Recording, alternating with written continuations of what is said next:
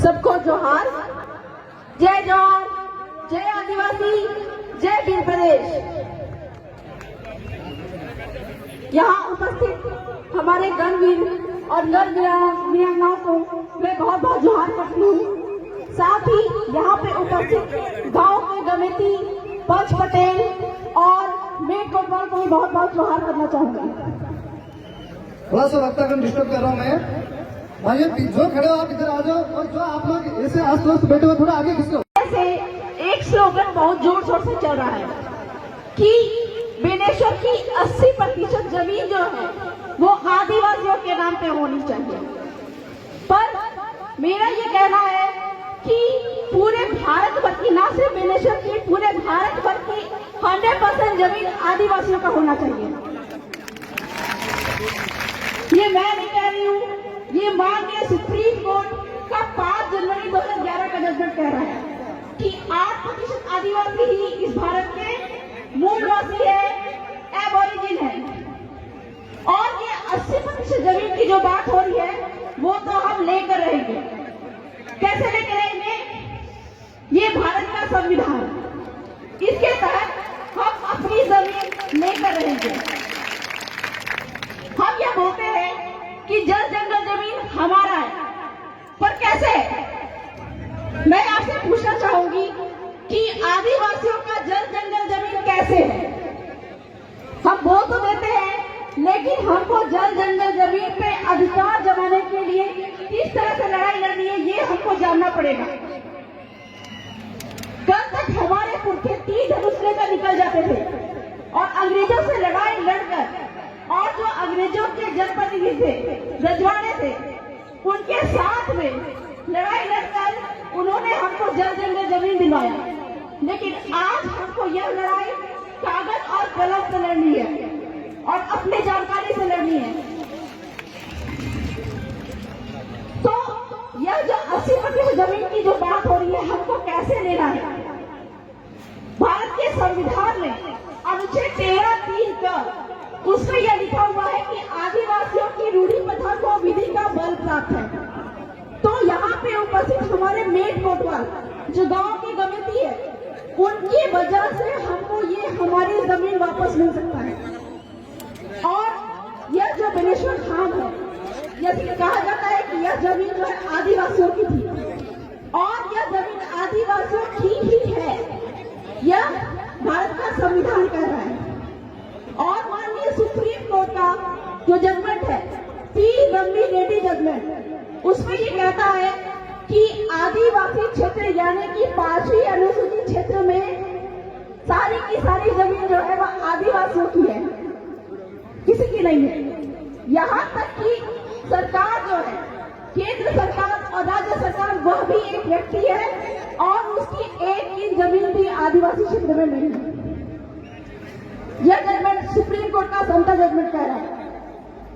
तो इस प्रकार से जब गैर आदिवासियों की या फिर सरकार की एक की जमीन भी यहाँ पे नहीं है, तो फिर ये बेनेश्वर धाम पे गैर आदिवासियों का कब्जा क्यों है? यहाँ पे आदिवासियों का कब्जा क्यों नहीं है?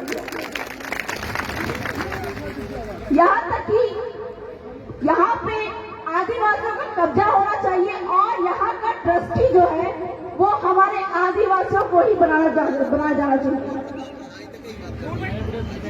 तो इस जमीन पर हमको कब्जा कैसे जमाना है? संविधान के तहत, कानून के तहत हमको कब्जा कैसे जमाना है? सुप्रीम कोर्ट ने तो बोल दिया कि सारी की सारी जो 5वीं क्षेत्र की जो जमीन है वह आदिवासियों की है। तो हमारे जो पटेल गमिति है, उनके द्वारा हम इस यहाँ के पूरे, मैं ये जानना चाहूंगी कि ये जो जमीन है बेनेश्वर की, यहाँ पर एक जो है हमारे पुरखे होते थे जिसको कहते हैं खून, उनके द्वारा यह पूरा का पूरा क्षेत्र बसाया गया होगा। जानकारी दिया तो मालूम चला कि यहाँ पे कटारा गोत्र के लोग यहाँ पे सर्वप्रथम आए थे। और ये जो गांव है नवा गांव, यह गांव जो है कटारा गोत्र के द्वारा बसाया गया था। इस प्रकार से जब हमारे बाप दादा यहाँ पे आए थे, कटारा गोत्र के आए थे, इस प्रकार से नदी, पहाड़, जंगल आदि का सीमाना तय करके ये गांव को तय किया था। और आपको यह जमीन कहाँ से मिलती है? यह जो जमीन हमको मिलती है वह बाप के बाप के बाप के बाप से मिलती है। आज भी वंशावली में हमारे बाप के बाप का नाम लिखा हुआ होता है। जब इस जमीन पर, जमीन के दस्तावेज पर हमारे बाप के बाप का नाम बसा हुआ है, लिखा हुआ है, तो यहाँ की खाली पड़ी जमीन जो है वह किसी और की कैसे हो सकती है, सरकार की कैसे हो सकती है?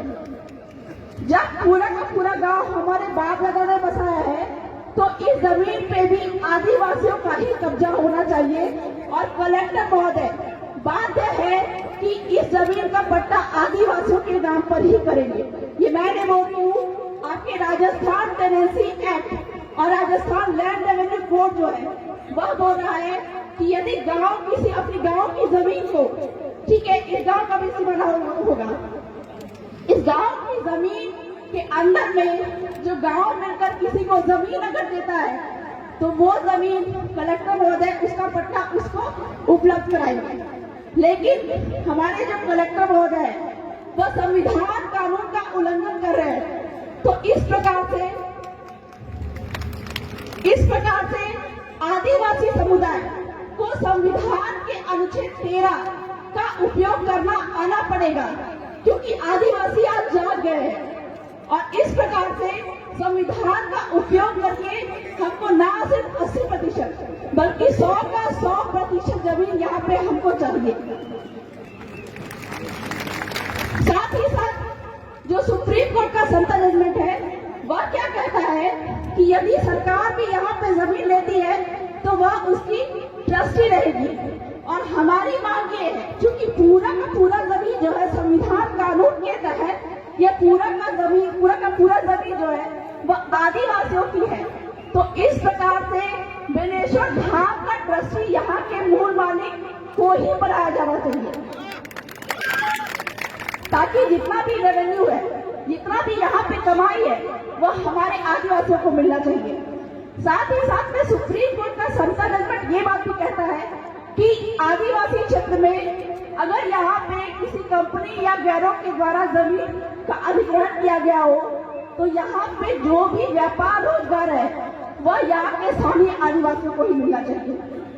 तो इस प्रकार से अगर कलेक्टर महोदय यहाँ के स्थानीय व्यापार रोजगार के लिए आदिवासियों को नियुक्त नहीं करते तो इस प्रकार से कलेक्टर महोदय भी संविधान का उल्लंघन करते हैं। और इस वजह से संविधान का उल्लंघन करने की वजह से हमको उनको वोट पे लेकर जाना पड़ेगा।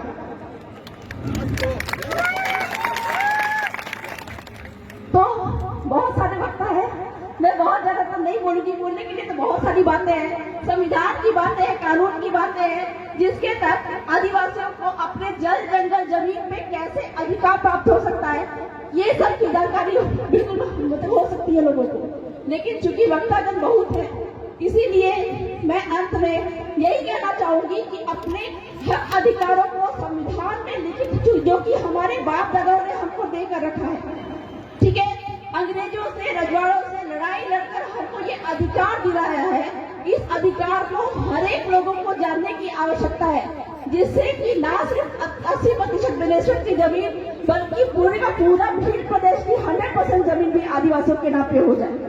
जय जोहार, जय आदिवासी, जय भीड़ प्रदेश।